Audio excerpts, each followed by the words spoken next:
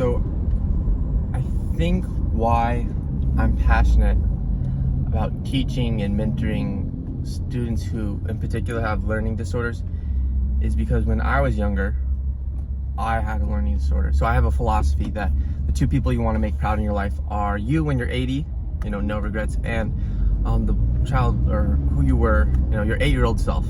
Those are the two people you want to make proud.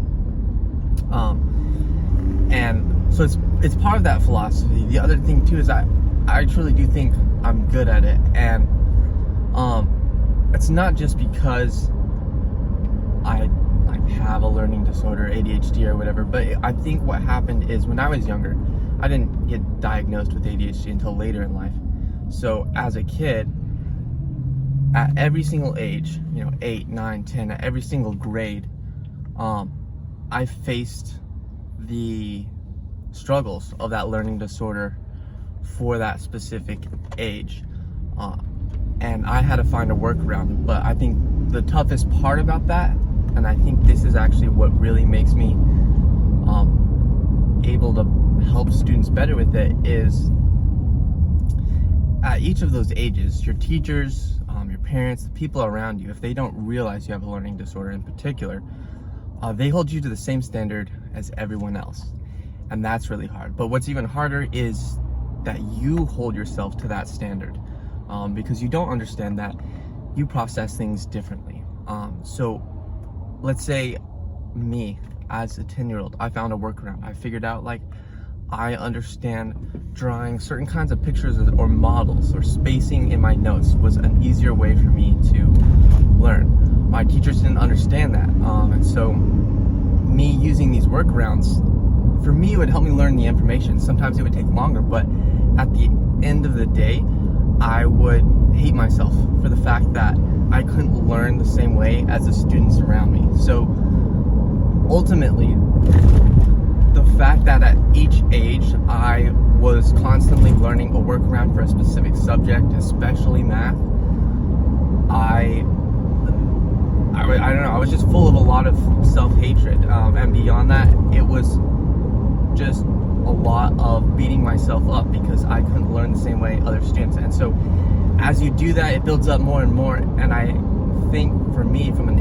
empathy standpoint with the students I work with, I kind of understand the emotional burden or the struggle, of the fact that every time they say, oh, I'm sorry, or something like that, or I'm not good at math, I have to fight to make them disprove in their heads that that's my goal, to disprove and unlearn the idea that they're not good at learning, that they're not good at math, and that they should apologize for having to learn or process something different. Because at the end of the day, they might be good at learning, just in a different way. They may be good at math, but just coming from a different frame of reference.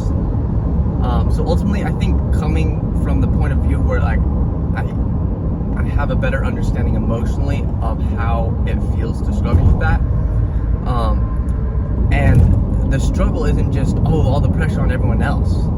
I think the worst struggle with a learning disorder for any kid is going to be the amount of abuse that you are going to put on yourself. Because as much as a parent might have pressure on a kid because they're not getting the grades, there's going to be so much more pressure on the kid because it's isolating, it's ostracizing. You feel like an alien because, again, you can't learn the same way as everyone else. You can't obtain or understand information at the same speed. And so I kind of tried to cover that first, and then moving from that, there's obviously the strategies that I was able to learn at each age, each grade, for each different subject that I would say I was a slower processor, but over time I learned these long-term memory tricks that would help me process the information in a long-term way, because it really stayed with me in a way that would stick.